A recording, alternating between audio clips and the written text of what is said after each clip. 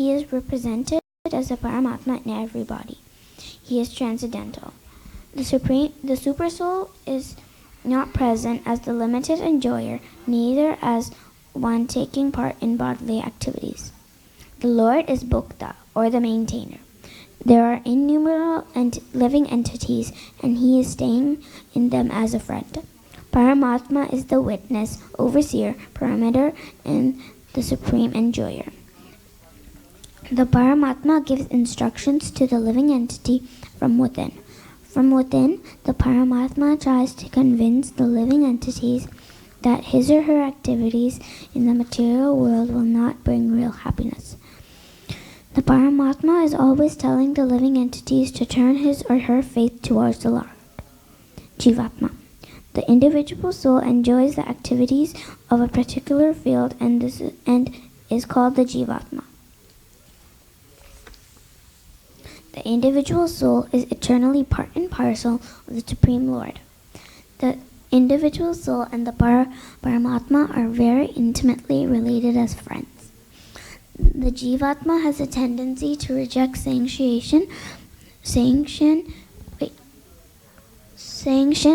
of the Supreme Lord and act independently in an attempt to dominate nature. The living entity suffers in the material nature because he misuses his independence. Material nature is another nature called inferior nature of the Lord. The material nature consists of 3 modes: goodness, passion, and ignorance.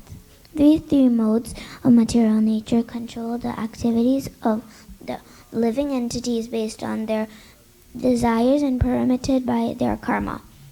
Clear understanding of material nature, the supersoul, the individual soul, and their relation makes one eligible to become liberated. The living entity should understand that he or she has by chance fallen into this material existence, but he can take up Krishna consciousness through proper association and personal endeavor in order to go back home, back to Godhead, where he or she can enjoy true happiness. This understanding can be achieved in many ways. Some achieve by renouncing the results of their fruitive activities. Then there are others who try to understand the supreme truth by building up knowledge. The atheistic philosophers analyze this material world into 24 elements, and they place the individual soul as the 25th element. When they are able to understand the real nature of the individual soul, they also understand that above the individual soul there is a super soul, which is the 26th element. There are also people who try to understand the super soul by meditation. Some also try to understand him by the Hatha Yoga system. Out of all these processes, devotional service and Krishna consciousness is advanced and easy to follow. If the living entity is able to humbly hear from realized souls, he or she is gradually able to understand everything. One should learn to become the servant of those who are in knowledge of the Supreme Lord.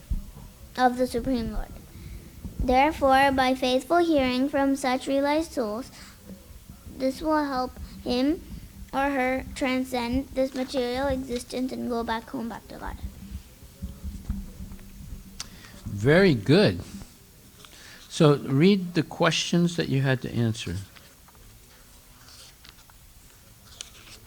In the beginning you started like that. So the question was to read Bhagavad Gita slokas 13.23 to Bhagavad Gita slokas 13.35 and learn how to see the 3 things properly, which are the super soul, Jivatma, and material nature, and the relation between all 3 of them. Yes, okay. So you had to read 13, what is it? 23? Yeah, to 13.25. Right. 35. Anybody else do their homework? Yes, go ahead. Very good, Prabhu. You're very.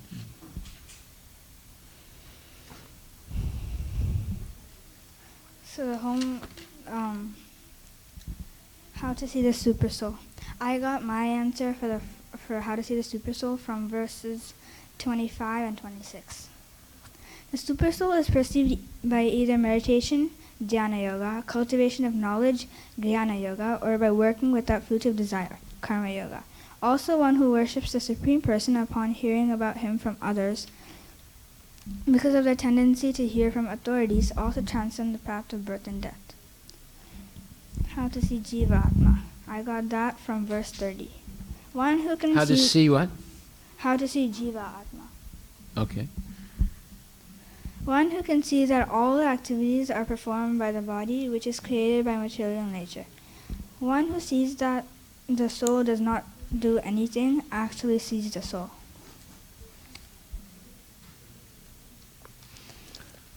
Three, how to see material nature. No, wait a minute. Go over that again.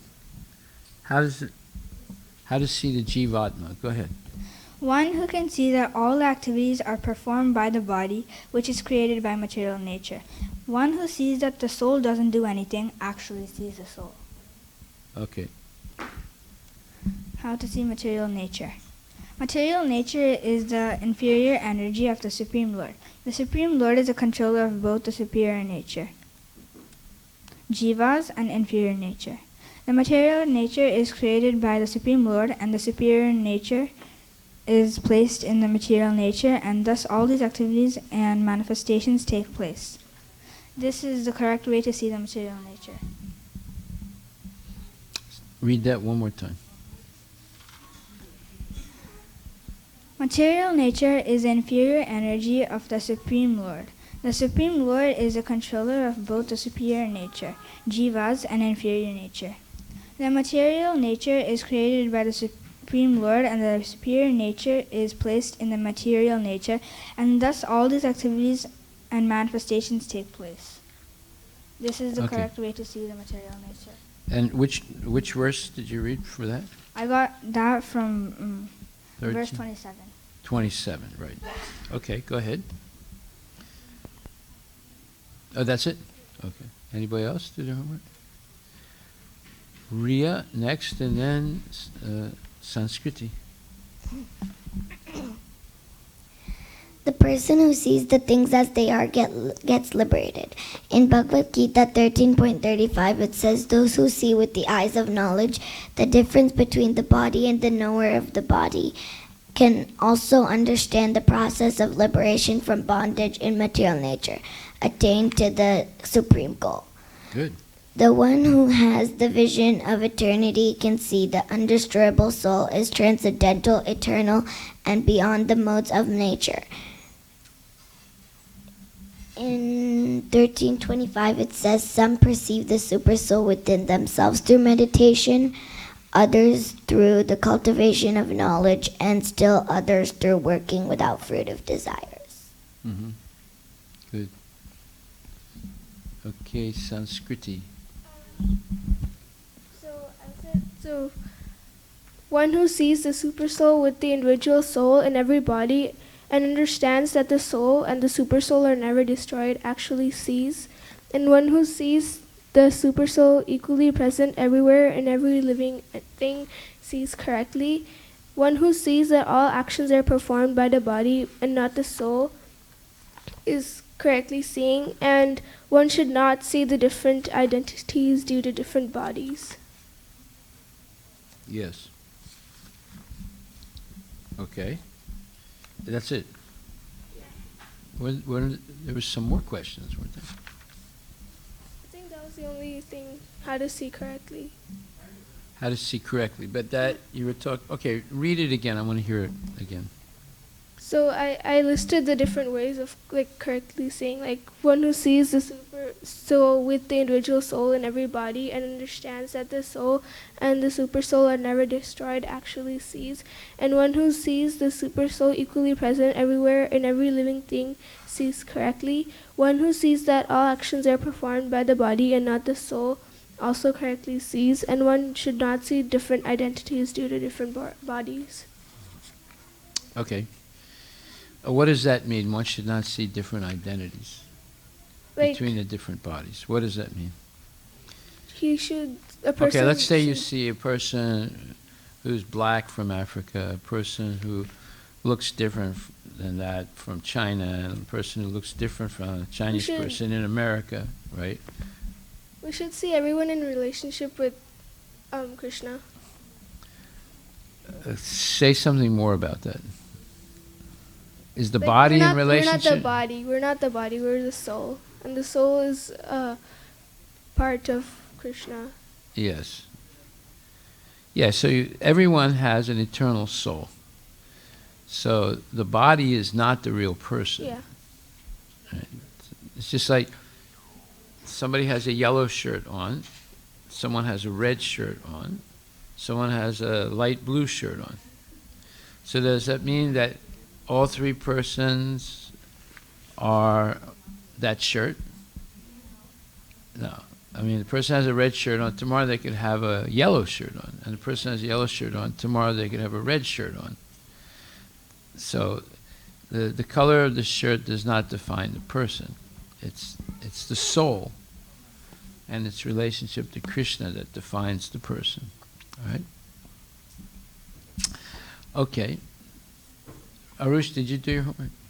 Okay, let's hear it.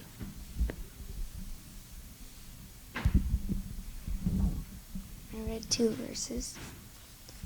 Question was, read Bhagavad Gita 13.23 to 13.35 and explain how to see correctly through Vedic knowledge. How to see supersoul, how to see soul, how to see material nature, and how to see relationship between these 3. Answer. We should see supersoul as representation of the Supreme Lord. He's always with the individual soul as a friend, always giving instructions to soul from within. We should see soul as part and parcel of the Supreme Lord, an individual living entity, has minute independence, and souls are expansions of Krishna's marginal energy. What is the minute? Can you explain what the minute independence is, or limited independence of the individual soul? Minute independence. Huh?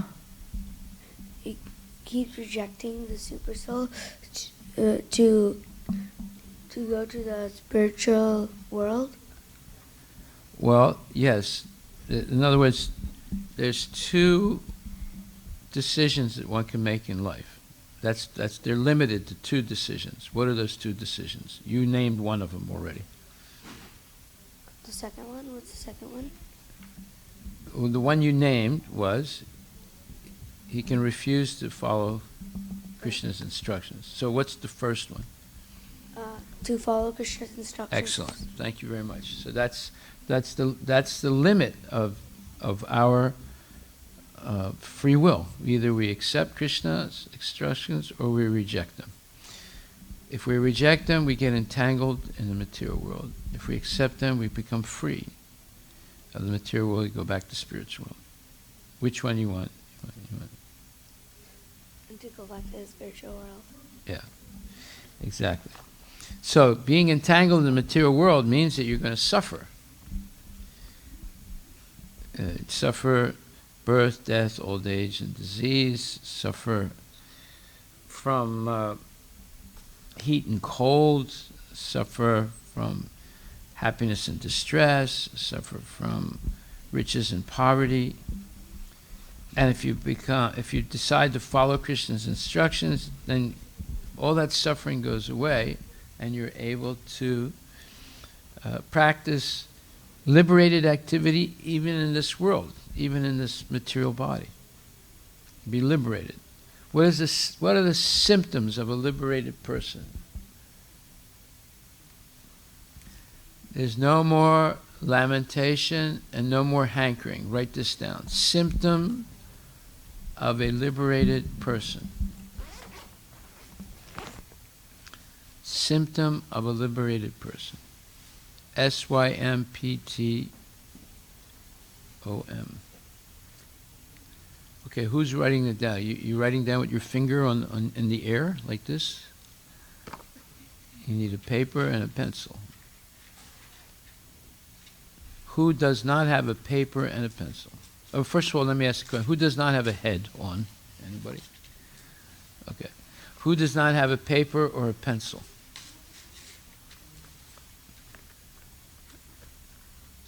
So you need a pencil and a paper. And a head. So don't forget your head when you come to the class. You have to put it on. Right?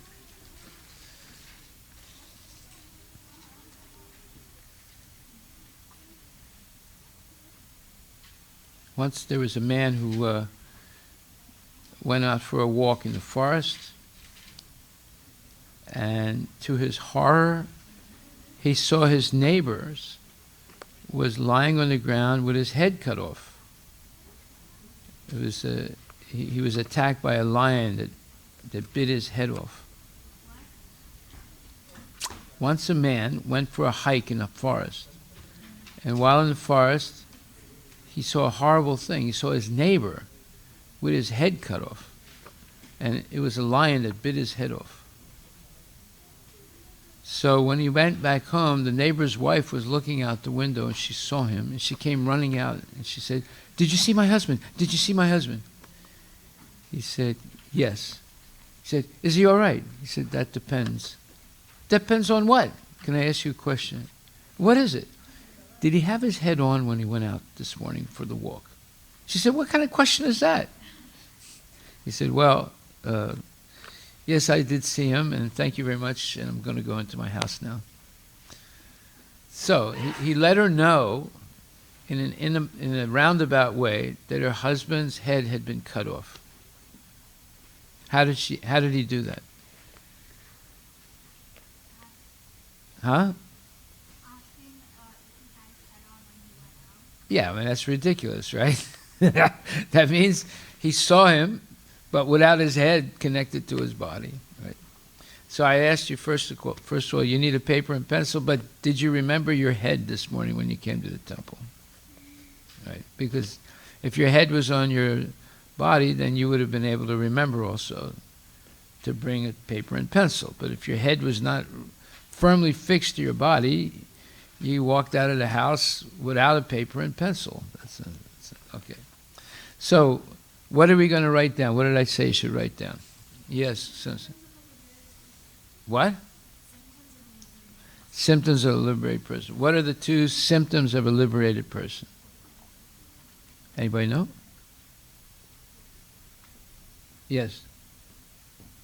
Do not lament or hanker. Yeah, no lamentation and no hankering or desires, material desires. You have spiritual desires, but no material desires. And no lamentation, no saying, "Oh, I lost my iPhone, oh, I'm so unhappy." No. Okay. So, Shrestha, did you do your homework? Yeah. Go ahead, read it. I have more. Oh, you have more. Okay. Arush has more. We didn't finish. We should see material nature as... Hold the microphone closer.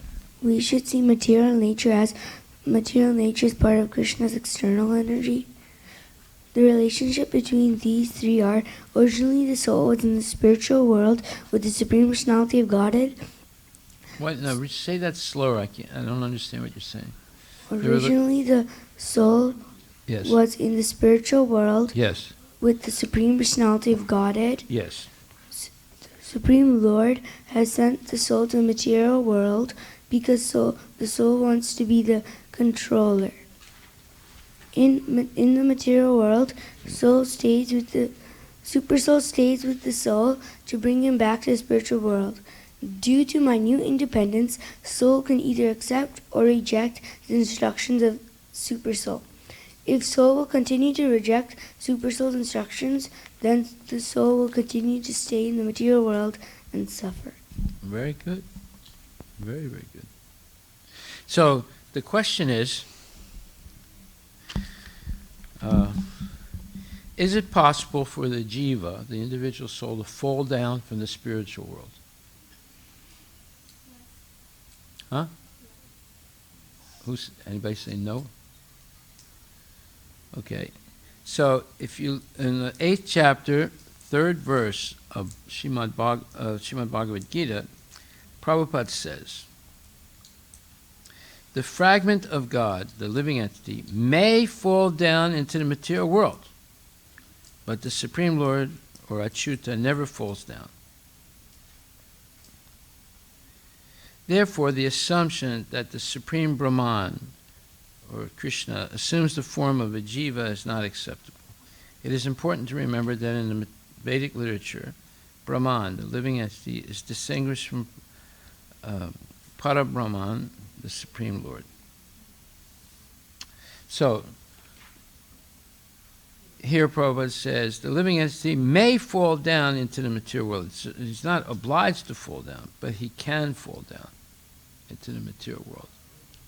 And all of us have fallen down. And also, in the 2nd chapter,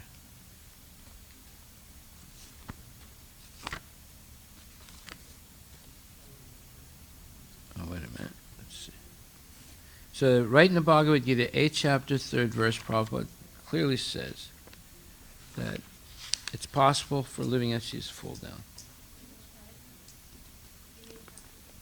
Which paragraph? The last one. And then,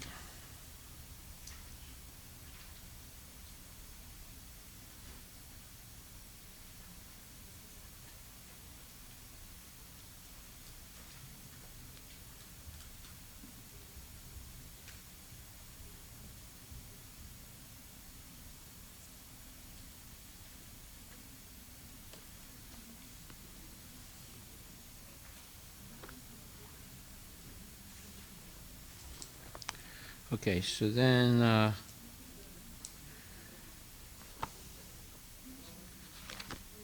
2:13. Let's see what that says. 2:13.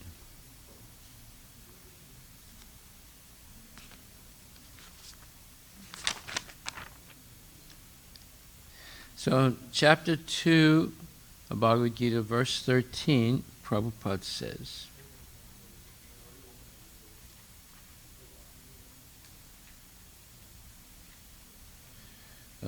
he says, as confirmed in the Gita, the fragmental portions of the Supreme exist eternally, sanatana, and are called shara.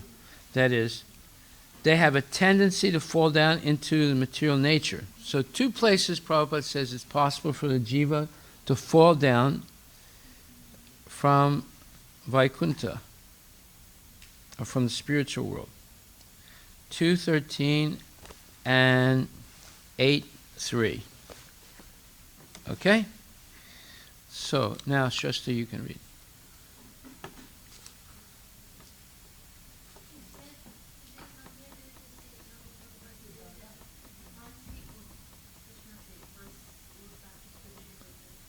Go ahead, Shasta.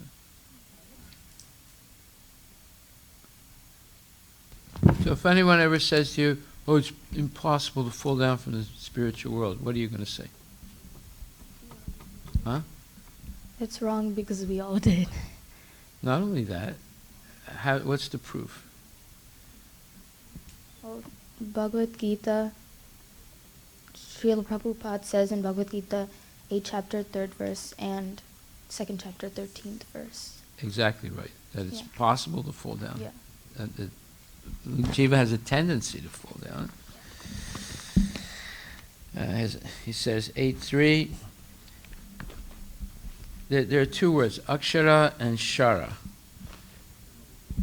So akshara means that it's infallible, something is infallible. And shara means there's a tendency to fall down. So he says, as confirmed in the Gita, the fragmental portions of the Supreme exist eternally, sanatana, and are called shara. That is, they have a tendency to fall down into material nature. Okay, go ahead. So now you read. So the assignment was outline how to see correctly using Bhagavad Gita 13 chapter 23rd verse to 35th verse. What does it mean, see correctly? What's the Sanskrit word for that? Darshan. Darshan, right? Yeah. And darshan is the word for philosophy in Sanskrit. Yeah. So the real meaning of philosophy is how to see correctly. Yeah. Go ahead. Verse 23, translation. Yet in this body there is another, a transcendental enjoyer, who is the Lord, the supreme proprietor who exists as the overseer and permitter, and who is known as the Supersoul. The Supersoul is a representation of the Supreme Lord in the body. It is important to understand the difference between the individual soul and the Supersoul. The individual soul is called Jivatma, the living being.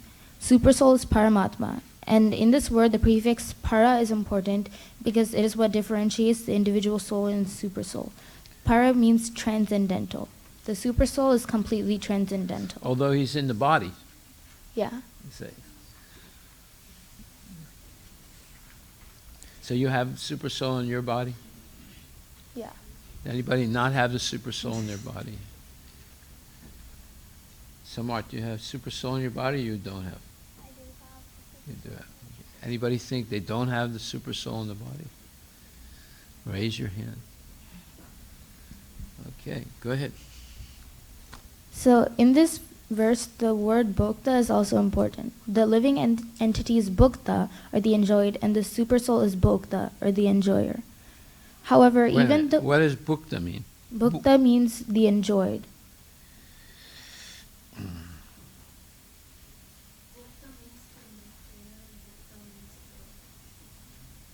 Bhukta, it says here, bhukta means sustained.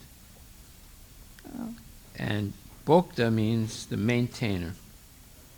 So that means, so the living entity is bhukta, or the sustained, and the supersoul is bhokta, or the sustainer. So, however, even though eternally the soul and the supersoul are very intimately related, the individual soul has the tendency to reject the authority of the supersoul and act independently. Say again, the tendency to reject. Yeah. Very good. Yeah. Say, because at 2:13, it says that the jiva has the tendency to fall down. Yeah. And here in 13:23, it says he has the tendency to reject the sanction of God. So this is why we are called the marginal energies of Krishna. Due to our rejection of Krishna, he's constantly instructing us from within as the supersoul and from outside. Key point of this verse is that Krishna exists in us as the supersoul, yet is different from the individual soul because he oversees and maintains the individual soul and is para, or transcendental. Verse 24, translation. One who understands this philosophy concerning material nature, the living entity, and the interaction of the modes of material nature. Oh, wait a minute. What verse? What verse? 24. Yeah. And the interaction of the modes of nature is sure to attain liberation. He will not take birth here again, regardless of his present position. So that's understanding three things: the philosophy of material nature, the living entity, and the interaction of the modes. If you understand these three things, you'll be liberated. Who wants to understand these three things? You don't want to understand? You don't want to understand? Okay. To make sure I got all the hands here. That gentleman doesn't want to understand. Yeah, he wants to understand. Okay, good. All right. Go ahead. So there are four things that people must understand in order to gain liberation: the material nature, the individual soul, the super soul, and the interrelation between the above mentioned. Oh, so there's four things. Yeah. So this is actually real philosophy. In English, the word philosophy comes from the Greek word philos, which means the love of the truth. However, in Sanskrit, the word for philosophy is darshan, and the definition of darshan is how to see correctly. In the next few verses, we will understand the essence of philosophy, or how to see properly. Key point. We must understand the supersoul, individual soul, material nature, and the relationships between those three things. Verse 25, translation. Some perceive the supersoul within themselves through meditation, others through the cultivation of knowledge, and still others through working without fruitive desires. So this verse is explaining some of the ways that people perceive the supersoul within them. Number 1, by meditating. Number 2, by the cultivation of knowledge. And number 3, by working without fruitive desires. These are some of the... Is there another way of saying that? Working without fruitive desires? What is it? Akarma? Akarma, yes. So these are some of the means in which people can reach spiritual understanding and can attain spiritual understanding. So the key point. In school they teach you question everything. In other words, be a skeptic, right? Question even God.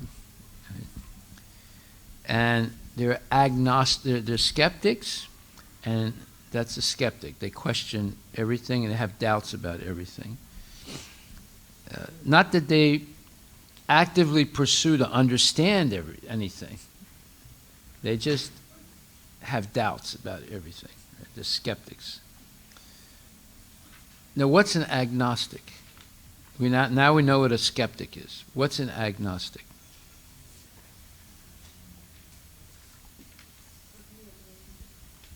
What? No. Yes.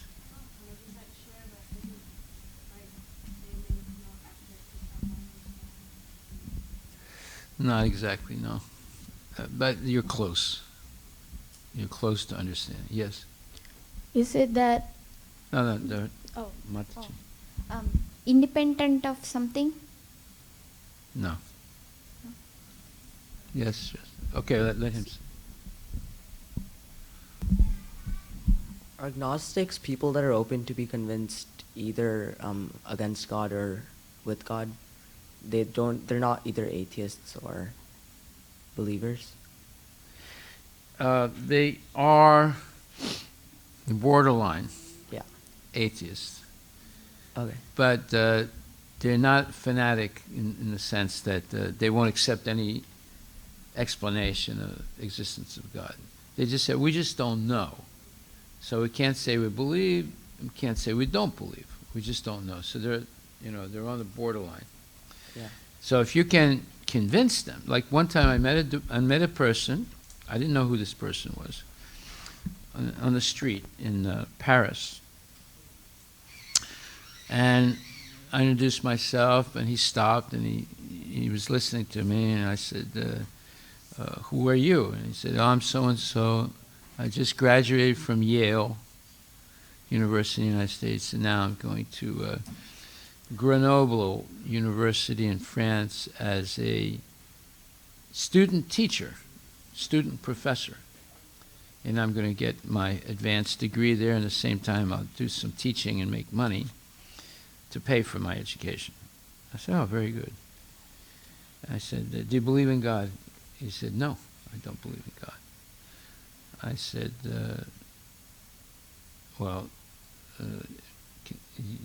can I convince you that God exists? He said, I don't believe you can, but if you do, then I'll join your movement. I said, okay. I said, where are you staying? He said, what does that have to do with anything? I thought you were going to convince me God exists. I said, it's really easy to convince you. I just want to know how far away you live so that, I want to know how much time it's going to take to go and get your things to move into the temple. He said, you're a really arrogant guy. I mean, why? Just answer the question first. I said, okay, but just tell me, how far away do you live? He said, well, I live so far away. I said, okay, in a hotel room. I said, okay. I said, are you a person? He said, what kind of question is that? I said, can you answer the question, please? Are you a person or are you not a person? He said, I'm a person. I said, are your mother and father persons? I said, what kind of question is that? I said, can you answer the question, please? He said, yeah, they're persons. I said, are your grandfather and grandmother persons? He said, yes. This is going nowhere. I said, no, it's going somewhere. Do you think there's no person in your ancestry. There's a non-person in your ancestry. He said, no, that doesn't make sense. I said, okay, and the original person is God. Now where do you live? And he thought about it a minute and said, okay, you convinced me. And he joined. And he was a very smart guy, and he's still a devotee up to this day, yes. I met this Prabhu a few weeks back. Yeah, he came here. He came here to visit me, yeah. He considers me like his Vartma Pradakshika guru, because I convinced him to give up his career as a professor and become a devotee. He's a very smart person, very, very smart. Okay. So, if, go ahead, finish. So an agnostic is a person that is on the, he's on the, let's say he can go either way, right? He doesn't say God exists, he doesn't say God doesn't exist. He just says, I don't know, right? So that comes from the word agnostic. Gnosticism is the Greek word for jnana. That word in Greek, gnostos, comes from the Latin, from the Sanskrit jnana. So an agnostic is a person that doesn't have knowledge, but is not against being convinced of some, of some kind of knowledge. Okay, go ahead. So Srila Prabhupada says that atheists, agnostics, and theists are not situated in the correct mode to get spiritual understanding. So the key point of this verse is meditation, cultivation of knowledge, and working without the desire for outcomes are some ways to achieve liberation. Verse 26. Wait a minute. What was that final sentence? What did you say? Meditation, cultivation of knowledge, and working without the desire for outcomes are some ways to achieve liberation. Verse 26. Translation. Again, there are those who, although not conversant in spiritual knowledge, begin to worship the Supreme Person upon hearing about Him from others. Because of their tendency to hear from authorities, they also transcend the path of birth and death. So, can they transcend the path of birth and death by hearing from nonsense people? No. No. So, most of the time, we hear from nonsense people. Right? Like when you go to school and your teacher eats meat and smokes and is trying to teach you Darwinism, or trying to teach you about the Big Bang, or trying to tell you that you can choose your gender. Is that a person that's an authority? What do you think? Is that person? Do you think that person is an authority? Yeah, they're authority of nonsense. Yeah, but not of any knowledge. And they're acting like a teacher. I mean, they should be ashamed of themselves. They should say, wait a minute, I want to tell you something, kids. I'm supposed to be a teacher, but I'm not a teacher, because what I'm going to tell you right now is all nonsense. They should tell the truth, right? But no, they act as if there's some authority, and what they're telling you is the truth. If you argue against them, they get upset and they'll intimidate you, right? But they should tell the truth. My name is so-and-so, Mrs. So-and-so, and I am a nonsense. I'm not an authority. What I'm going to teach you is not true at all, but I'm being paid to do this, and if I don't do it, then they'll fire me. So please be kind to me, and don't challenge me. Don't say this is nonsense. But I'm telling you it's nonsense. See, if she did that, at least she would be honest. But no, she's acting as if, or he, acting as if there's some authority and they know what they're talking about, and what they're explaining is science. It's not science, it's junk, right? Would you go to a junkyard to buy something? Right. Well, whatever you buy in a junkyard is junk, right? And whatever knowledge Mrs. So-and-so or Mr. So-and-so is going to tell you, from the textbook, it's a science textbook, right? It's not science, it's junk. Right? Okay, go ahead. So this verse explains that the best way we can the best way that we can get liberated is to worship the Supreme Personality by hearing about him from bona fide devotees. This is not dry philosophy where we only read books and try to speculate. Instead, we try to hear and then we apply by chanting, taking prasadam, doing service, etc. Especially in the modern society, one has a higher chance of advancement by hearing only. Especially if one hears the Maha Mantra, Hare Krishna, Krishna Krishna, Hare Hare, Hare Rama, Rama Rama, Hare Hare. They will get spiritual advancement. Chaitanya Mahaprabhu. Go ahead. Chaitanya Mahaprabhu said that people should give up spiritual advancement by speculative reasoning and should instead take the path of learning from those who are already situated in the knowledge of the Supreme Lord. Wait a minute. You said people should give up spiritual knowledge by speculative learning? Spiritual advancement by speculative reasoning. Mm-hmm. Yeah, okay. You should just say people should give up speculative attempts to understand the truth. Okay. So Chaitanya Mahaprabhu said that people should give up speculative reasoning and should instead take the path of learning from those who are already situated in the knowledge of the Supreme Lord. Good. So the key point is that the best way to understand the Supreme Personality of Godhead is by listening attentively to the Supreme... It's not speculative reasoning. It's speculative method, let's say. Speculative method. So the best way to understand the Supreme Personality of Godhead is by listening attentively to the Supreme Person and worshipping him in the form of chanting, eating prasadam, and doing service. By this, one will transcend the cycle of birth and death. Good. Verse 27, translation. O chief of the Bharatas, know that whatever you see in existence, both the moving and the non-moving, is only a combination of the field of activities and the knower of the field. So whatever is seen is a combination of the knower and the known. The 13th chapter of Bhagavad Gita is understanding that there are two knowers of the known. These two knowers are the soul and the super soul. The super soul knows everything about the field of activities, and the individual soul only knows a limited amount about the field of the activities. Even though the word used is combination, the soul cannot actually be a combination with the body. So actually combination means that the soul is covered by the body. Very good. Yeah. Verses 28 to 35. So these 8 verses cover the specific points we must understand in order to see correctly. One who actually sees understands that, number 1, the super soul accompanies the individual soul in all bodies, and that the body is destructible, but the individual soul and the super soul are eternal. Number 2, one who actually sees understands that the super soul is equally present everywhere in all living entities.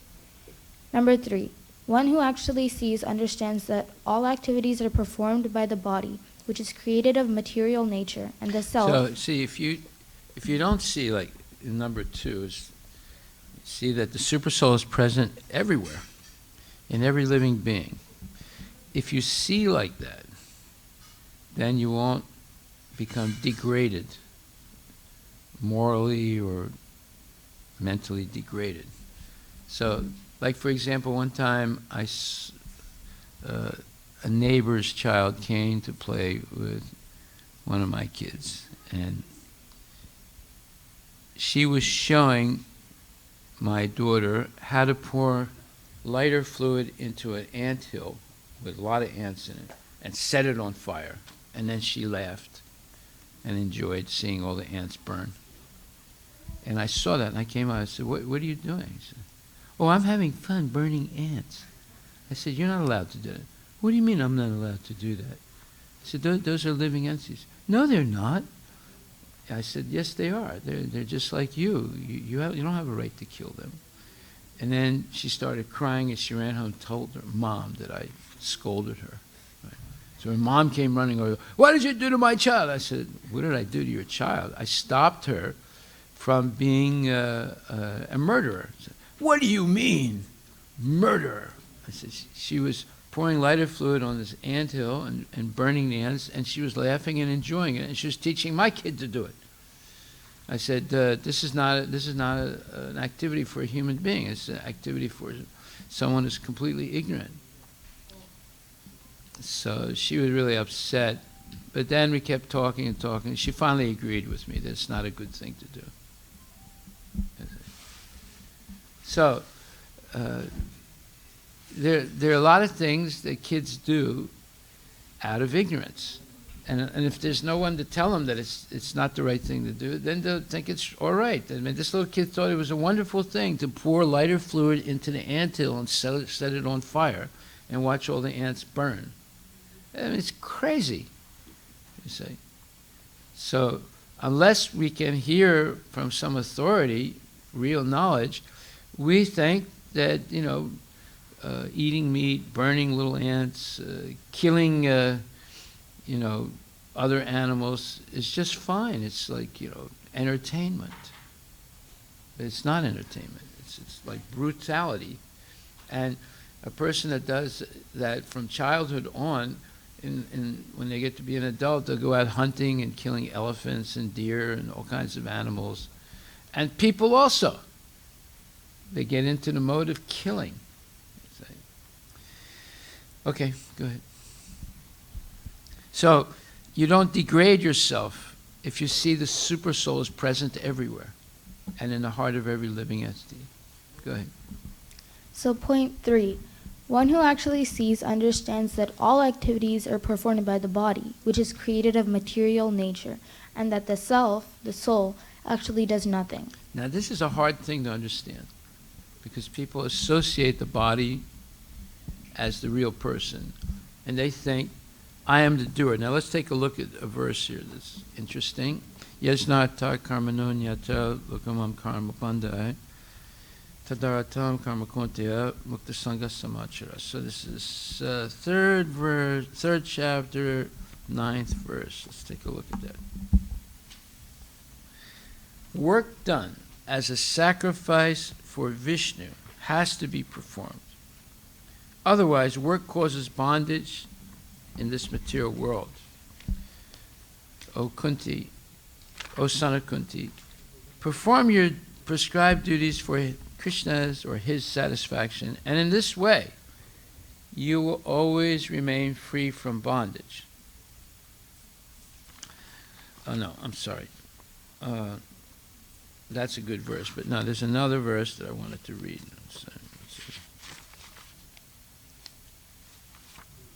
Pakriti kriyamanani gunai karmani sarva sahankara vimudatma kartaham iti manyate. The spirit soul, bewildered by the influence of false ego, thinks himself the doer of activities that are in actuality carried out by the three modes of material nature. So, what does that verse say that you just read? It says that all activities are performed by the body, which is created of material nature, and the self actually does nothing. So this is confirmed by 3rd chapter, 27th verse. Write that down. 3rd chapter, 27th verse says, the spirit soul, bewildered by the influence of false ego, thinks himself the doer of activities that are in actuality carried out by the three modes of material nature. Now what does this mean? This means that as long as we're not Krishna conscious, we're a puppet. Now, what's a puppet? You tell me what a puppet is. Yes. The puppet is controlled by the person who's using the puppet. What's his name? Yes.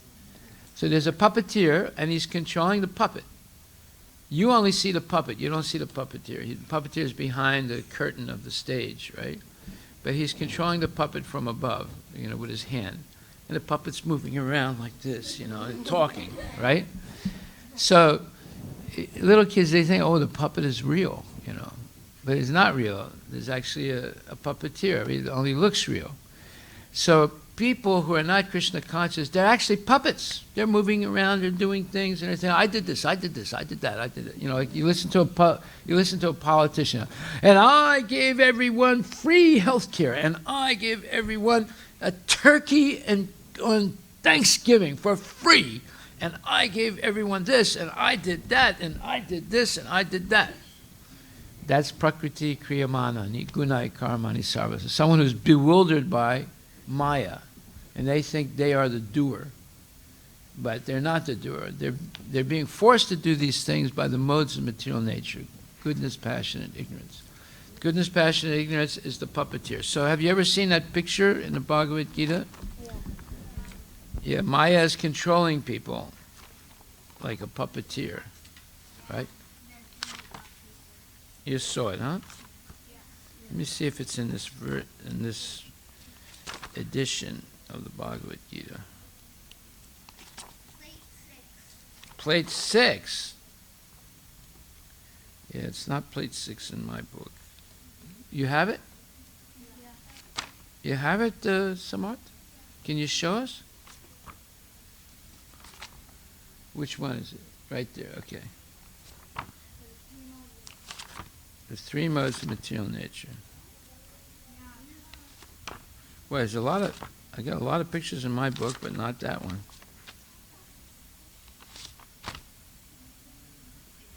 Good. So pass it around, so let everyone see it. Let everyone see it. Show it to Arush first. So. Which one you want to be, the puppeteer or the puppet?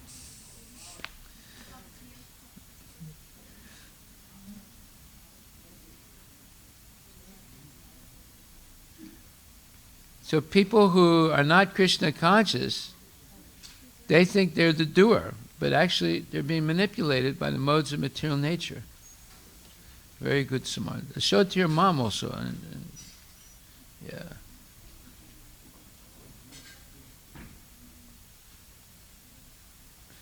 Okay. Show it to the gentleman in the back, the backbenchers. Okay. You have to see this also. Tell her what it is, Samar. Okay, so this is a difficult thing for most people to understand, that they're not the doer. Everyone thinks I am the doer. But actually we're just puppets controlled by Maya. Go ahead. Then the 4th point is that one who actually sees understands that one must not see different identities due to different material bodies and must understand how beings are expanded everywhere. So, let's say in your class there's a kid from China. In your class there's a kid from Africa. In your class there's a kid from Sweden. In your class there's a kid from Iraq. Do they all look the same? No, each one looks different, right? Do they have anything in common?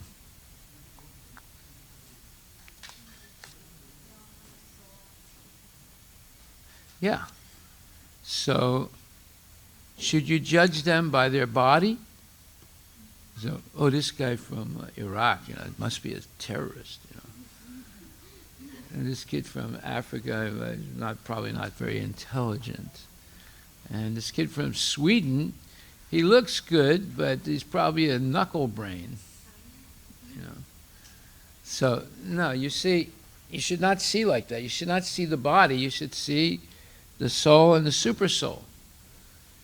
And the soul has a relationship to Krishna. That's the way you should see. Even though the person might not be aware of it, but still, that relationship with Krishna is there. And you should try and help them understand, little by little, their relationship with Krishna. Okay, go ahead.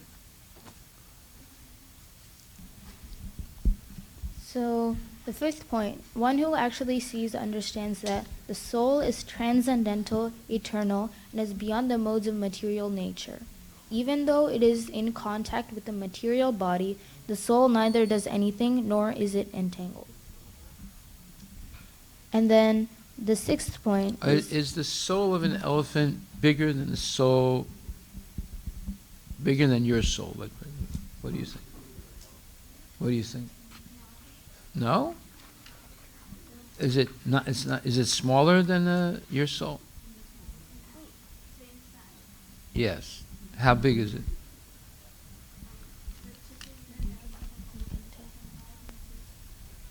Yeah. Very good. Okay, go ahead. Yes, Samarth. Also another picture You got another? Okay, you walk around, show everyone. Go ahead. Wait, explain the picture. Wait a minute. What's the picture say? So it says, the humble sage sees with equal vision a learned and gentle brahmana, a cow, an elephant, a dog, and a dog eater. Well, why? What is the equal vision? What does he see? There's the soul. There's what? Just the soul? The soul and the physical. Yes. Okay, show it to everyone. Show it to everyone. The point, which one is it? Okay, yeah. This one. Samarth is our point man. Okay, go ahead. Go ahead, Krishna. Okay, so then the sixth point is that one who actually sees understands that the soul, which is situated in Brahman vision, does not mix with the body despite being situated in the body. And then the seventh point, one who actually sees understands that the soul illuminates the body by consciousness, not matter. And the conclusion is that those who understand real philosophy, the difference between the body and the two knowers of the body, ultimately can understand the process of liberation and attain the supreme goal. Very good. So, when you do your homework, don't do the minimum. Right? Try and do something more complete. Right? If you just do the minimum, that's okay. You did something. It's better than doing nothing. Something is always better than nothing. Right? But when you really get into this learning, then you can write, more than just one or two lines. You can write 1, 2, 3 paragraphs. How many paragraphs do you have? Well, you have as many as the verses. I wrote it, so 1, 2, 3, 4, 5, 6. Yeah, because how many verses were it? Verse 23 to verse 35. So 5, and then there was 12 verses. Yeah. So it required at least 6 paragraphs to cover it. So if you don't do your homework, you might learn something, but it's hit or miss. But if you do your homework, you got a chance of at least knowing 40 to 60% of the topic. Right? You'll be able to remember something later on. And if you read the homework, then you have an even better chance of getting more understanding. Okay, so today we're going to hear about Lord Balaram. And what are we going to hear? We're going to hear how let's see. So there was a question this morning that was asked. Is Lord Nityananda the same person as Lord Balaram? Right? And I said, yes, but you have to come at 7:30. And he said, well, I want to hear much more about Lord Balaram and Lord Nityananda. I said, okay, but you have to come at 7:30 to hear. So obviously he didn't come, as many others didn't come. But we will answer his question now. So, is Lord Balaram the same as Lord Nityananda? Answer, yes. And we begin by looking at Chaitanya Charitamrita, 3rd chapter, verse 74. Chaitanya Charitamrita, 3rd chapter, verse 74. And it says, what? Yes. And it says, 1374. Shri Nityananda Goswami is directly Haladhara, Lord Balaram. There it is. This is 1,374. Sri Nityananda is directly Lord Balaram.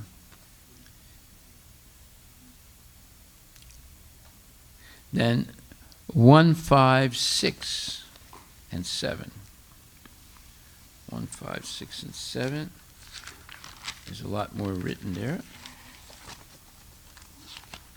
The whole chapter called The Glories of Lord Nityananda Balaram. Right? So his name is Lord Nityananda Balaram. So 1, 5, 6, and 7.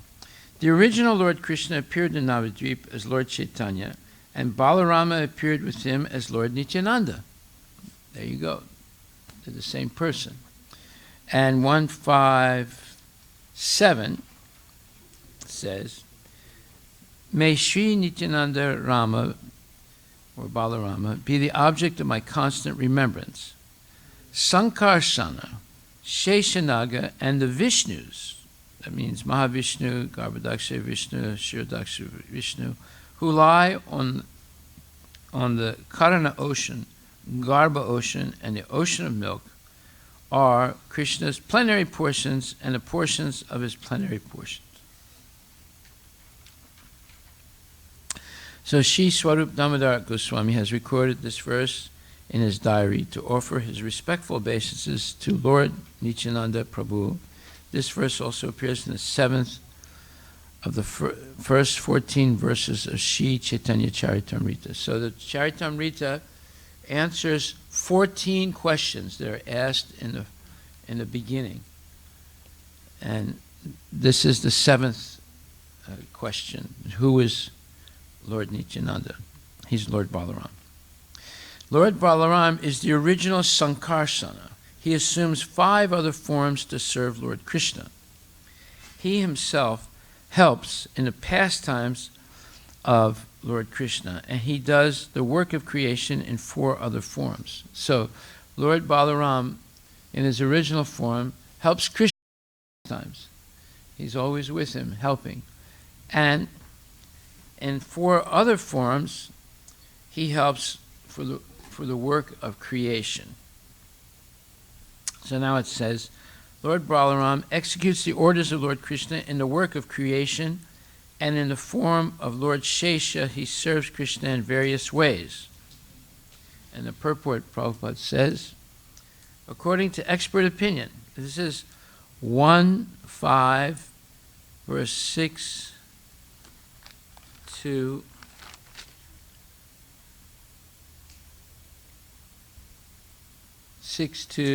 12. He says, in the purport, according to expert opinion, Balarama, as the chief of the original quadruple forms. What are the quadruple forms, Ria?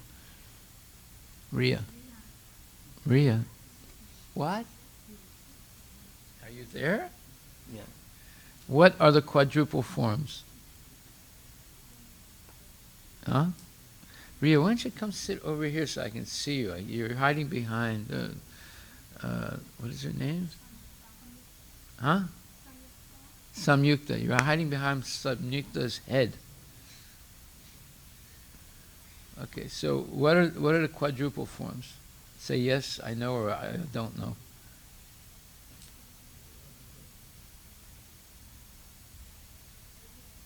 It's a little bit of a hard question. So if you don't know, just say I don't know. Okay. Anybody know what the quadruple form? Yes.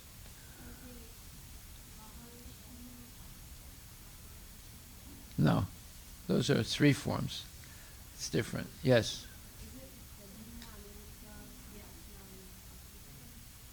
Can you say that again?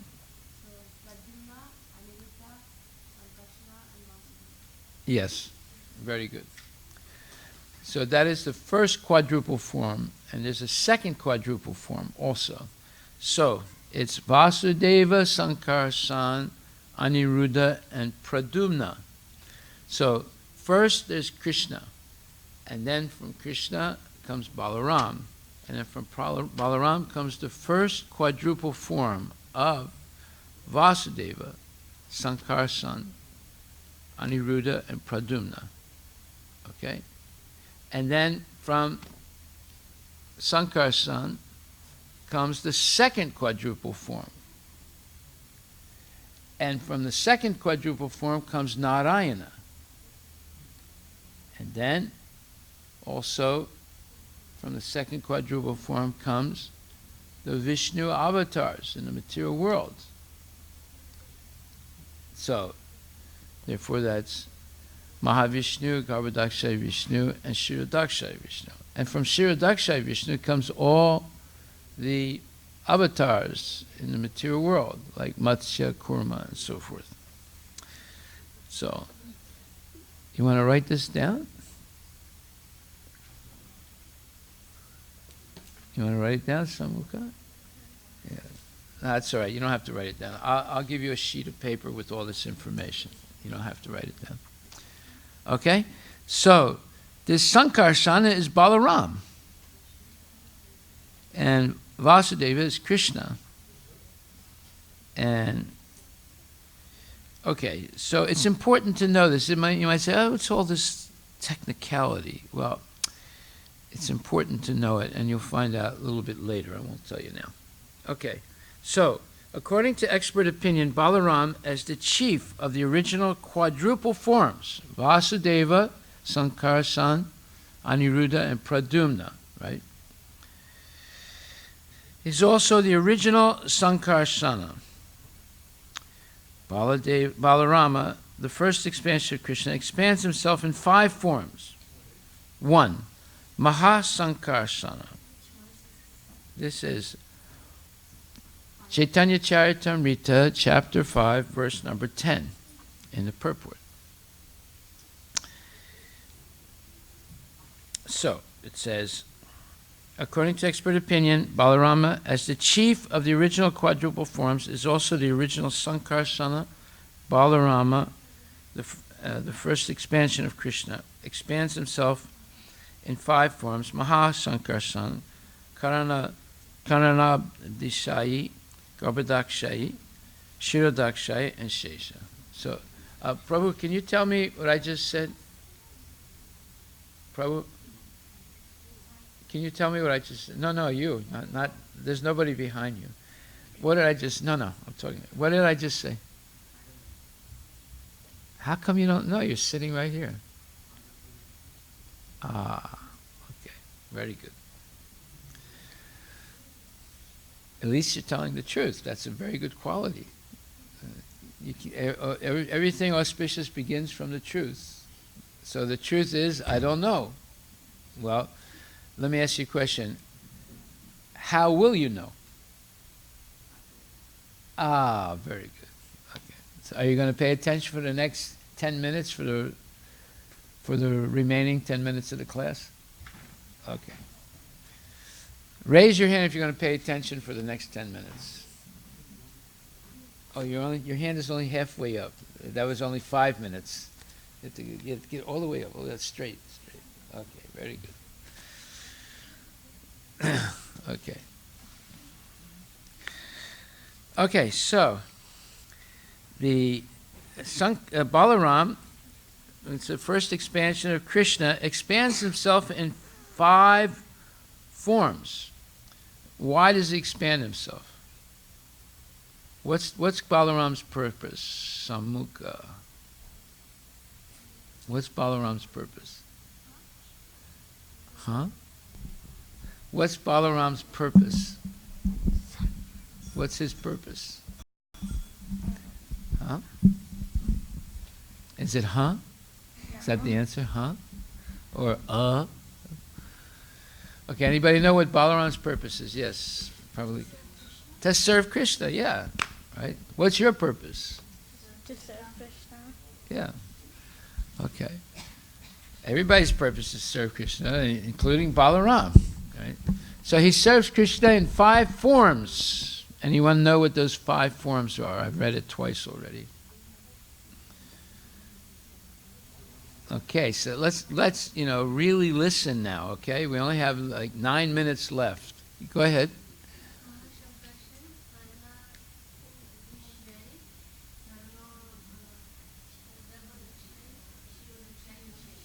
And Shesha, yeah. 5 forms he helps the Lord, serves the Lord. These 5 plenary portions are responsible for both the spiritual and material cosmic manifestations.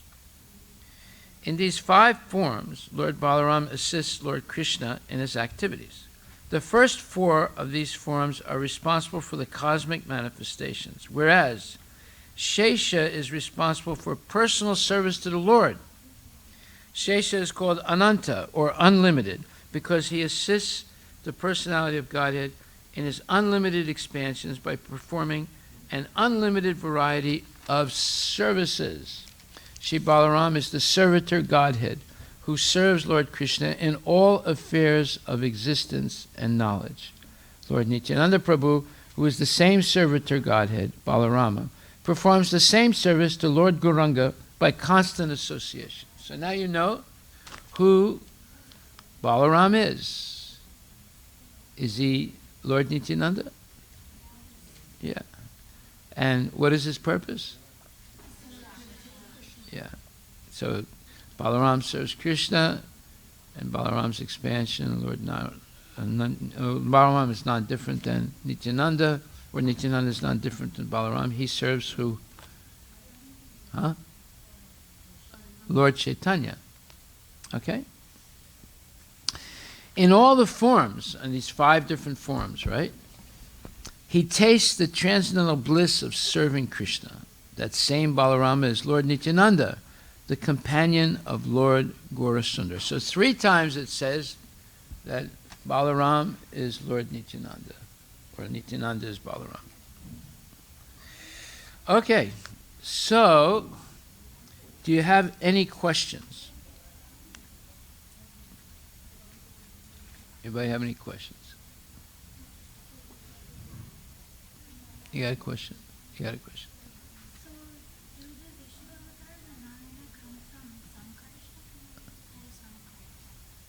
Yes. Yes. Exactly right. Any other questions? That was a good question. Any other questions? Any question, Arush? You got a question, Rhea? No? Okay. Did you have a question? Or you were just scratching your head? Oh, okay. No question. You have a question? You have a question? No. You have a question, Prabhu? Okay, I got a question.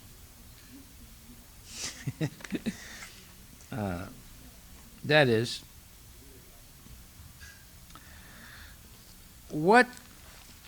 so the second question that was asked me was, can you tell me something about Lord Nityananda and his pastimes? Well, yes, there's a very interesting story about Lord Nityananda. Now, who has ears to hear this story? Okay, that's better. Yeah. All right, so once there was a person called Minikatana Ramdas. So this Minikatana Ramdas, he was a devotee of Lord Nityananda, who's non different than who? Balaram, right. So,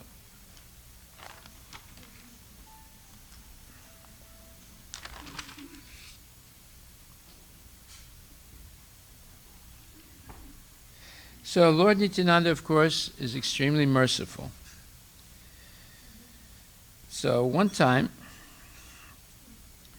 Lord Nityananda had a servant named Minikatana Ramdas, who was described as a reservoir of love. In other words, he was full of love for Lord Nityananda. And in the house of Krishnadas Kaviraj, the house of his father and uncle, one time the father of Krishnadas Kaviraj organized a Sankirtan day and night. And Minikatana Ramdas heard about it, and he went there. And he was always absorbed in emotional love. And he sat in the courtyard of Krishnadas Kaviraj brothers, father and brothers and uncles' courtyard. Because at that time in India, usually all the members of the family, the grandfather, grandmother, and then their sons and daughters, they all lived together and they all worked together. And they would have a big house, and it would have, the women would sleep in one area, the men would sleep in a different area or room, and there was a big courtyard and entrance, and that way people would come, they would come into the courtyard, and they would be met there, and they would have, they'd be given prasadam, and in the courtyard there was, there's always Tulsi Devi and so forth. There are some places like that even today in Bengal. It's a traditional way of living. So in a joyful mood of love of God, this Minikatana Ramdas was a very, let's say, he was a jolly person. So what would he do? When people would be giving obeisances, he'd climb up on their back. You ever see babies, young kids do that? Like what's his name? Surya. When his dad gives obeisances, what does he do? Climbs up on his back, right? But Minikatana Ramdas was not a little guy; he was a big guy. He would climb on people's backs, and sometimes he would hit them with his flute and slap them also, right? And whenever anyone would ever look at him in his eyes, they would always see he had tears in his eyes. He would be always tearful. And those tears would flow from his eyes. He always had a constant flow of tears from his eyes, and feeling ecstasy for Lord Nityananda and Krishna. And sometimes there would be eruptions on his skin out of ecstasy. And the eruptions would look like kadamba flowers. Right? So, we have eruptions in our skin, but they look like pimples, right? But his eruptions would look like flowers. Right? And sometimes he would be stunned and he couldn't move. And sometimes he'd be trembling like this. These are all symptoms of ecstatic love for Krishna. And then people would be sitting there quietly, and all of a sudden he'd shout out as loud as possible, Nityananda! Like that. And everyone would look at him, what's wrong with him? Is he crazy or something? And everyone would be astonished that he had so much love. So one respectable Brahmana named Gunarnava Mishra was serving the deity. And when Minikatana Ramdas was seated in the courtyard, the Brahmana did not offer him respect. And seeing this, Minikatana Ramdas became very angry and he spoke. Now, why do you think he became angry? Was it because he felt insulted? No. He understood. Okay, so we'll finish this right after the opening of deities. Hare Krishna.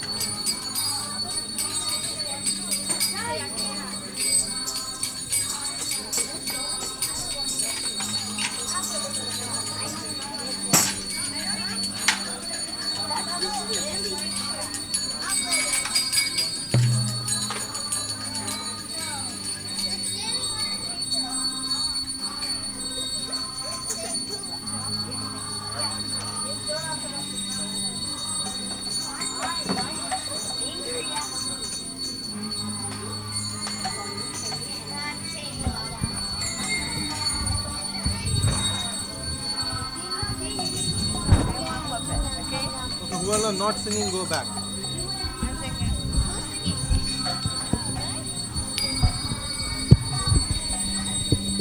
Sanskrit, come.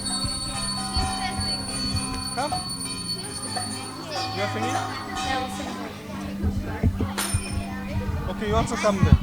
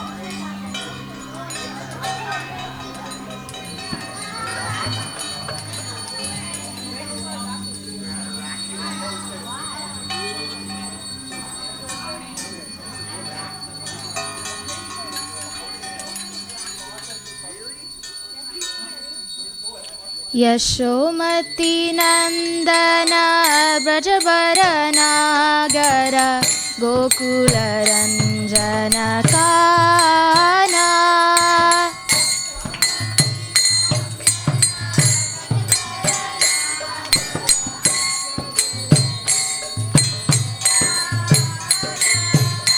Yashomati नंदन ब्रजवर नागर गोकुल रंजन काना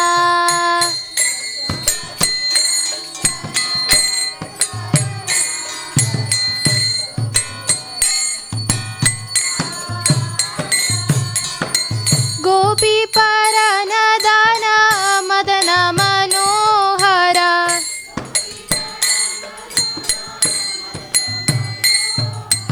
गोपी परनदन मदन मनोहर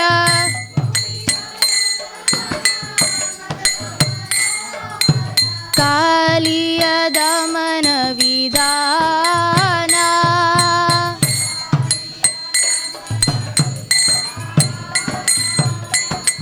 अमल हरिनाममिय विलासा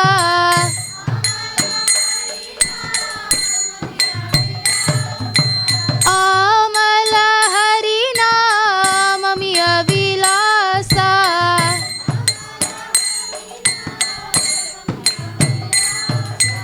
विपिन पुरंदर नवीन नगर bore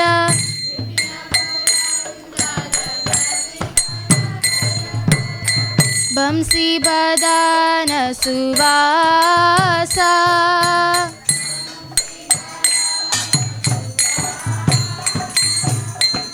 ब्रजजन पालन सुरकुल नासन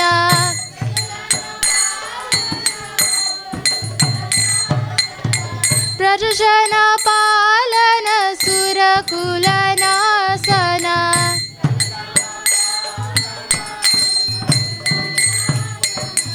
नंदो गौदन रखवाला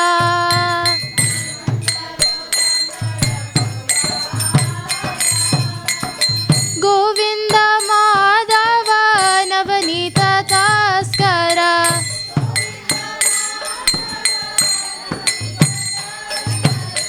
गोविंद माधव नवनीत तस्कर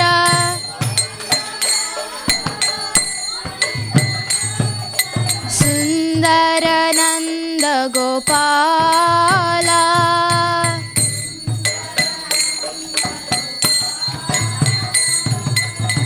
जमुना तट चर गोपी बसन हर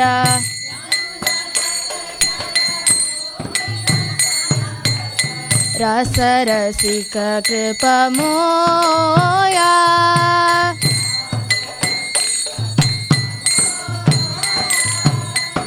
श्री राधा वल्लभ वृंदावन नटवर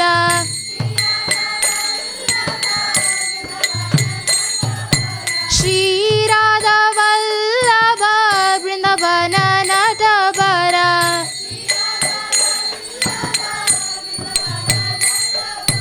भक्ति विनोद श्राया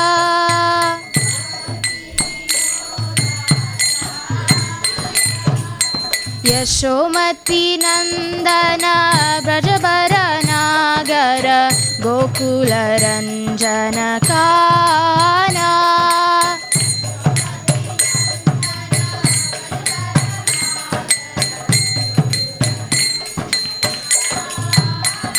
जयो राधा नीला माधव राधा नीला माधव राधे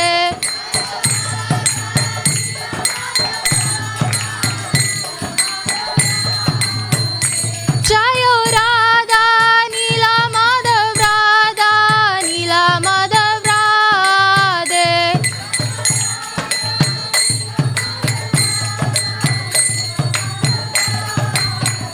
जयो लक्ष्मी नरसिंह जयो लक्ष्मी नरसिंह जयो लक्ष्मी नरसिंह जयो लक्ष्मी नरसिंह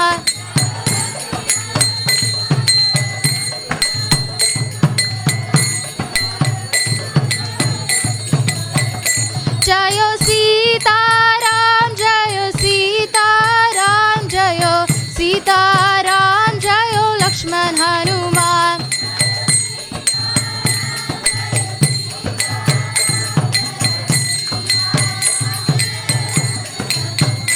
जयो जगन्नाथ जयो जगन्नाथ जयो बालादेवा जयो सुभद्रा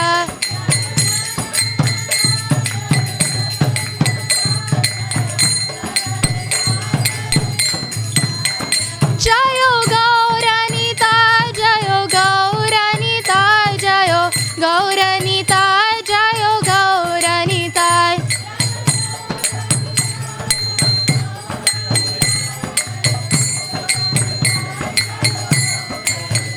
जय जय प्रभुपाद प्रभुपाद प्रभुपाद जय जय प्रभुपाद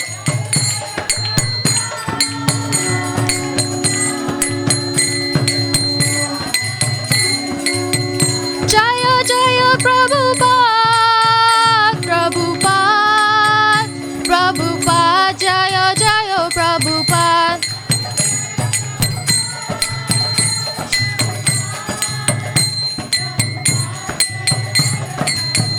जय जय गुरुदेव गुरुदेव गुरुदेव जय जय गुरुदेव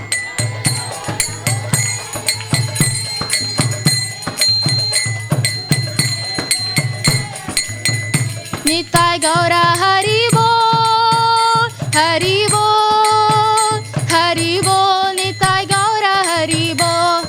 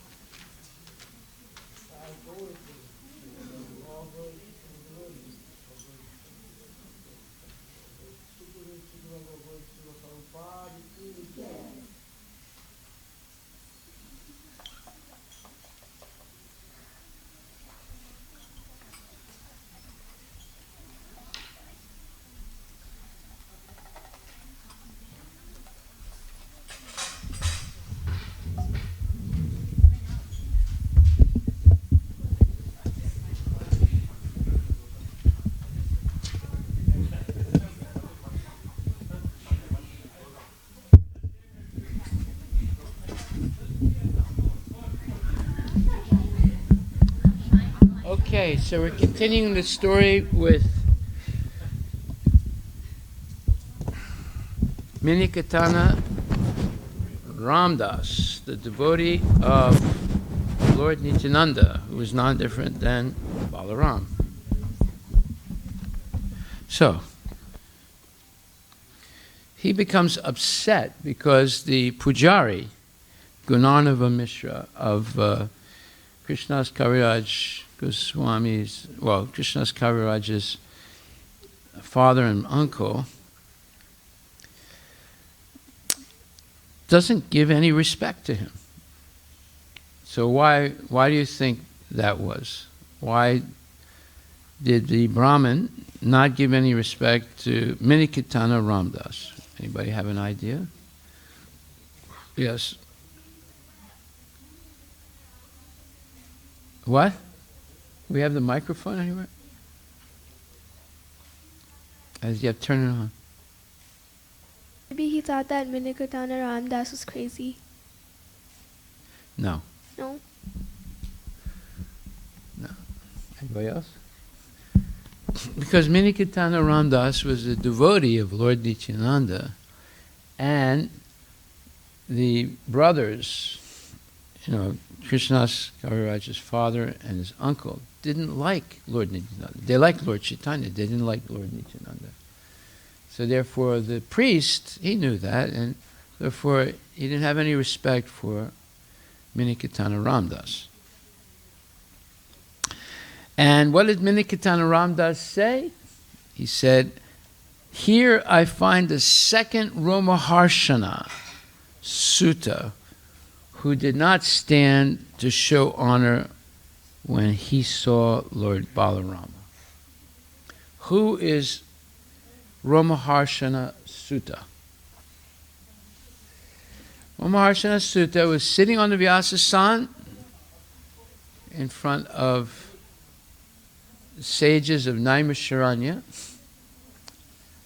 and when Balaram came, everybody stood up. All the respectable brahmanas stood up, but this Romaharshana didn't stand up.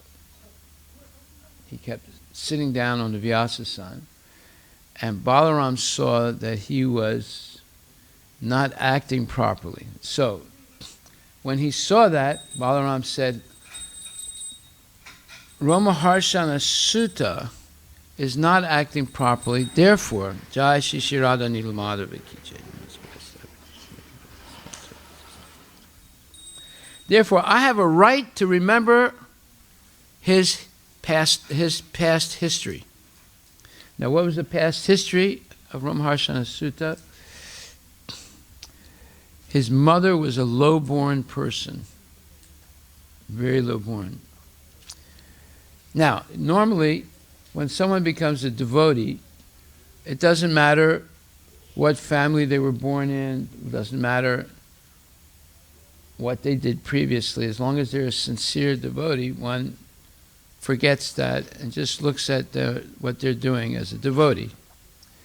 But if that devotee misbehaves, one has a right to remember their past. And because Romaharshana Sutta did not respect Lord Balaram, Balaram said, I have a right to remember his past. And his past is that he's born from a very low-class person. So, therefore, after saying this, Minikatana Ramdas started to dance, and to his heart's content. And the Brahmana did not become angry, because he was serving the deities at that time. So, Minikatana Ramdas was a great devotee of Lord Nityananda. When he entered the house of Krishnadas Kaviraj, Gunarnava Mishra, the priest who was worshipping the deity installed in the house, did not receive him very well. A similar event occurred when Romaharshana Sutta was speaking to the great assembly of sages in Naimisharanya. Lord Baladeva entered the great assembly, but since Romaharshana Sutta was on the Vyasasan, he did not get down to offer respect to Lord Balarama. The behavior of Gunarnava Mishra indicated that he had no great respect for Lord Nityananda, and this idea was not at all palatable to Minikatana Ramdas. For this reason, the mentality of Minikatana Ramdas is never depreciated by devotees. In other words, you should never think that that Minikatana Ramdas was disrespectful because he said something that was, let's say, harsh to the Brahmana. Normally, Brahmanas should be given great respect. But Minikatana Ramdas, he could understand the Brahmana didn't respect him because he didn't really respect Nityananda. Right? At the end of the festival, Minikatana Ramdas went away, offering his blessings to everyone. At that time, he had some controversy with my brother.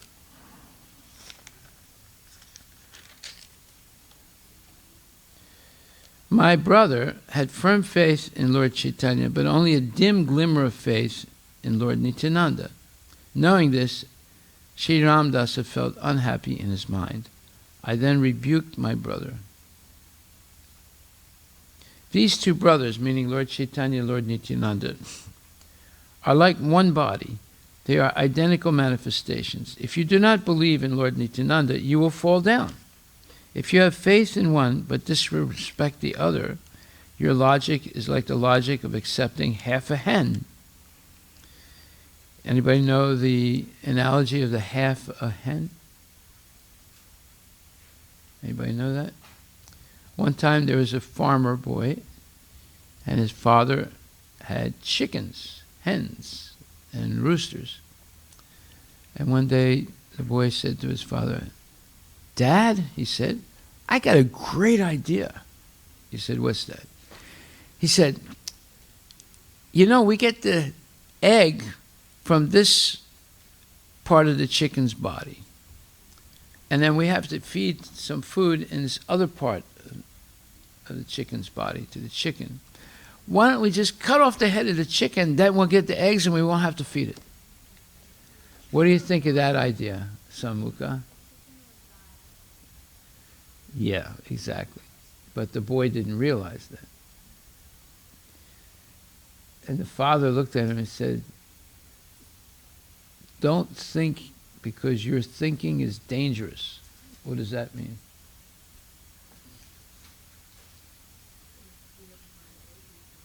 What? Yeah, I mean, the boy didn't realize that if you cut the head off of the chicken, you won't get any more eggs, right? So that's why he said, don't think anymore, because your thinking is dangerous. Actually, he wasn't thinking straight, right? Why would you cut off the head of the chicken? He's thinking, well, then we won't have to feed the chicken, then we'll just get the egg. Will the chicken give an egg if its head's cut off? No. So there are ideas like this, like someone will tell you, "Oh, you don't have to believe in God, believe in yourself." So can you do anything yourself without God's help? Not really. You will for a little time, but then you'll make a complete mess of everything. Okay, so what happens now? So Ramdas is feeling and Minikatana Ramdas is feeling very unhappy in his mind. Krishnadas Kaviraj is feeling very unhappy. And he's explaining who are Lord Chaitanya and Lord Nityananda. He said, it would be better to be an atheist by insulting both brothers than a hypocrite by believing in one and insulting the other. Thus, Sri Ramdas, or Minikatana Ramdas, broke his flute in anger and went away, and at that time my brother fell down. I have thus described the power of the servants of Lord Nityananda. Now I should describe another characteristic of Lord Nityananda's mercy. That night, Lord Nityananda appeared to me in a dream because of my good quality in chastising my brother. In the village of Janmatapura, which is near Naihati, Lord Nityananda appeared to me in a dream. I fell at his feet, offering my obeisances, and he then placed his own lotus feet on my head. Arise, get up, he told me again and again. Upon rising, I was greatly astonished to see his beauty. He had a glossy, blackish complexion, and his tall, strong, heroic stature made him seem like Cupid himself. He had beautifully formed hands, arms, and legs, and eyes like lotus flowers. He wore a silk cloth with a silk turban on his head. He wore golden earrings on his ears and golden amulets and bangles. He wore tinkling ankle bells on his feet and a garland of flowers around his neck. His body was anointed with sandalwood pulp, and he was nicely decorated with tilaka. His movements surpassed those of a maddened elephant. His face was more beautiful than millions upon millions of moons, and his teeth were like pomegranate seeds because of his chewing betel nut. His body moved to and fro, right and left, for he was absorbed in ecstasy. He chanted, "Krishna, Krishna," in a deep voice.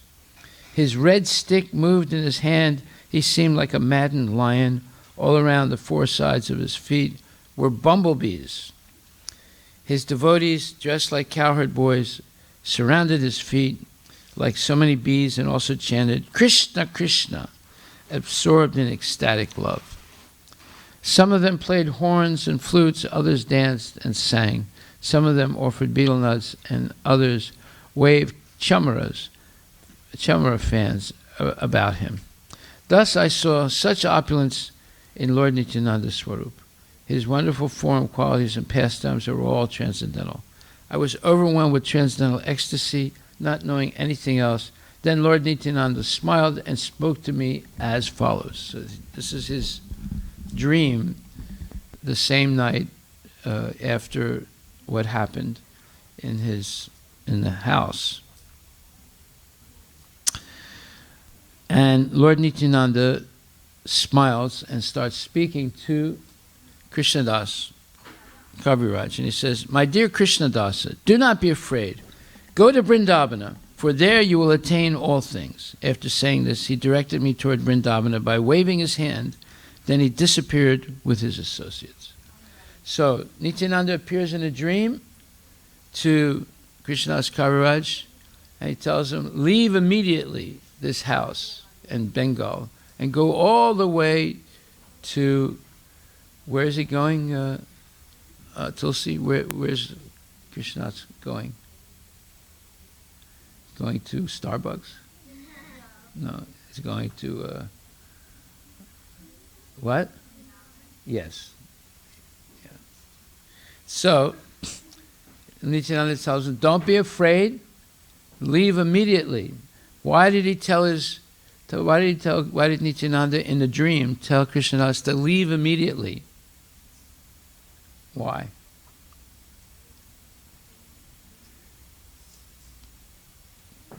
Because his family was showing disrespect to Lord Nityananda by not respecting his sincere devotee Minikatana Ramdas. See? So, like one time, not Parvati, who's the daughter of Daksha? What's her name? Shiva's wife. Huh? Sati, yeah. She went to a Sankirtan party again, organized by her father, Daksha, in the Devatas, in heavenly planets. And she saw that her father, Daksha, had not made a plate of prasadam for her husband, Shiva. Whenever these festivals take place, they usually make plates for each one of the principal devatas. Like, even though the devas might be there or might not be there, it doesn't matter. They still make the plates. And Sati saw that there was no plate for her husband, Shiva. And she realized, come on, let's stop talking. It's going to be over in a minute. And she noticed that, and she understood that that's because her father, Daksha, had no respect at all for her husband, Lord Shiva. And then she decided to burn her body. She could do it with mystic yoga. She didn't need a match. Because she didn't want to have any connection with her father. Because the father and mother give the, are the source of the body for the child. And she set her body on fire with her mystical powers. And it burned. It became charred. And Lord Shiva came and started dancing with the dead body of his wife, Sati. And he started the dance of pralaya, the destruction of the universe. But this was not the time for the destruction of the universe. So Lord Vishnu threw his chakra and basically blew up the body of Sati. And different parts of her body fell all over in different places of the world. And then Shiva woke, he got out of his trance of anger, and he had also cut off the head of Daksha. So that's another example of a person like Sati, the wife of Shiva, understanding that her father doesn't respect Shiva, so she decided to end her life. In this case, Minikitana Ramdas, he understood that Krishnadas Kaviraj's relatives didn't like Lord Nityananda by the way the priest acted, by not giving any respect to Nityananda's devotee. Okay, so Lord Nityananda appears in a dream and tells Krishnadas Kaviraj, go to Vrindavan. And at that time he fainted in his dream. And then he says, my dream broke, and when I regained consciousness, I saw that morning had come. I thought about what I had seen and heard and concluded that Lord Nityananda had ordered me to proceed to Vrindavan at once. So sometimes dreams are true. But you should always confirm the dream with a spiritual authority before you act on it. Let's say you have a dream, and in the dream you jump off a bridge. Should you, when you wake up, go and jump off a bridge? What should you do? Huh? No. Yes? Yes. Yes. And you tell them about the dream, and they'll say, ignore the dream. That was just a bad dream. It's not real. But in this case, it was real. Lord Nityananda appeared and told him, leave your family's house and go to Vrindavan and get the association of real devotees. So that very second, Krishnadas leaves Vrindavan, and by the mercy of Lord Nityananda, he left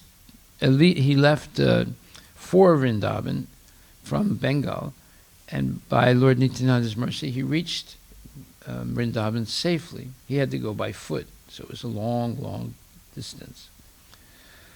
All glory to Lord Nityananda Balaram, by whose mercy I, meaning Krishnadas Kaviraj, the author of the Chaitanya Charitamrita, attained shelter at the transcendental abode of Vrindavana. All glory to the merciful Lord Nityananda, by whose mercy I have attained shelter at the lotus feet of Sri Rupa and Sri Sanatana.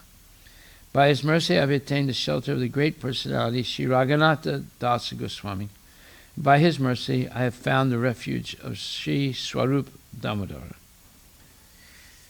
Okay, so this is the story of Krishnadas Kaviraj, who's telling the story of Minikitana Ramdas, the devotee of Lord Nityananda. Haribol, Haribol, Haribol. So we'll stop right there.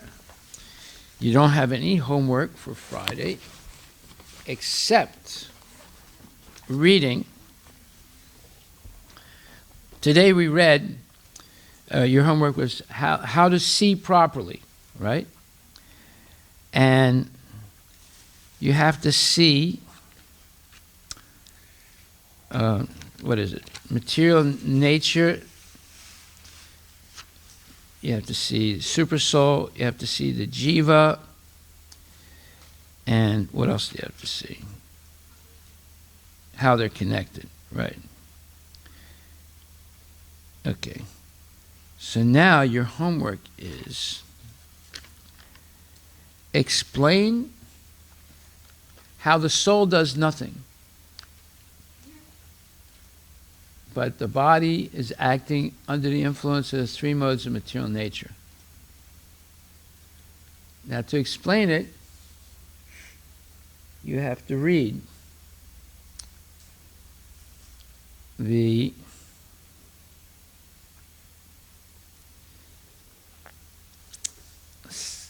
parts of the 16th chapter.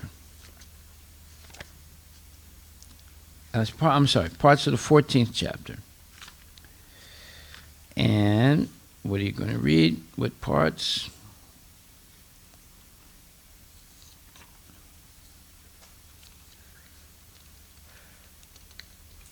Starting at verse number 5 of the 16th chapter. I mean, 14th chapter. Yeah. Starting with verse 5 of the 14th chapter. And you go from 5 to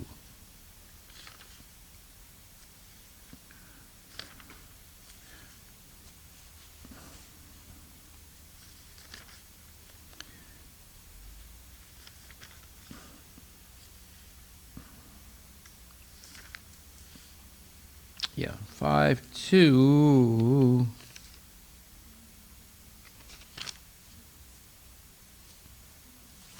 19. Okay?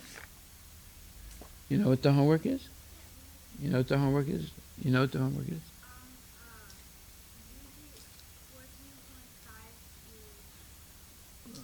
BG 1419. BG 1419 says, when one properly sees that in all activities no other performer is at work than these modes of nature, and he knows the Supreme Lord who is transcendental to all these modes, he attains my spiritual nature. In other words, you become situated above the influence of the modes of material nature, just like Krishna. So who is not going to do their homework? Raise your hand. Anybody else? Are you going to do your homework? You are? Did you write down what the assignment is? Yes or no? Huh? No, you. You did or didn't? How are you going to remember it then? Are you going to remember it? Yeah, try.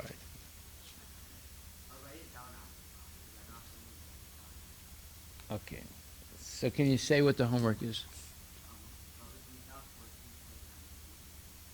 No.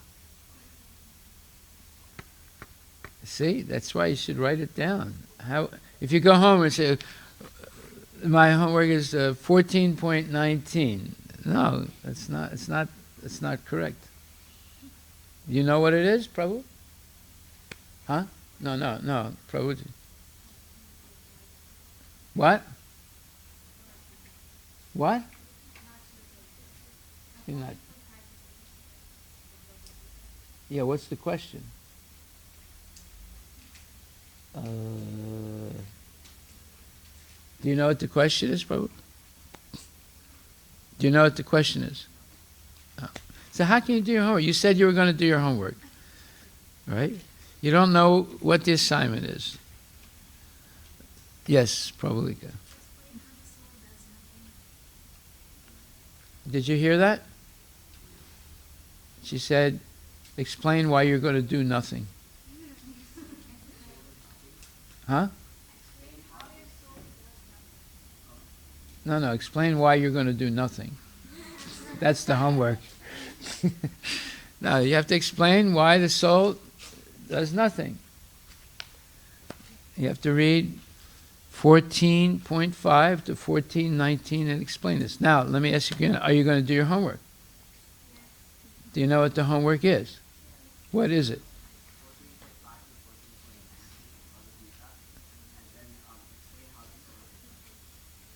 Right. But then also a second part is explain why the body does something. So 2 parts, the soul does nothing, but the body does something. Did you write it down? You did? Let me hear what it is.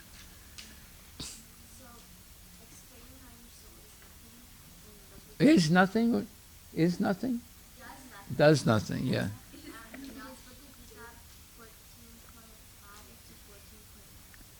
Correct, but you forgot one thing. The second part of the question. No, that's the first part. What? Yeah, how the body does something. Huh?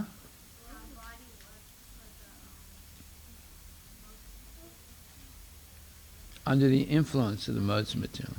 But actually, the body does something, and the soul does nothing. You have to explain. Okay? You got it? Got it, Ria? Okay. Haribol. So I'll ask again, who's not going to do their homework? Is your hand up?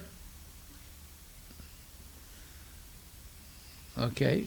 So that means you're all going to do your homework, right? Today's Wednesday. Homework is due. Haribol. Srila Prabhupada ki jai.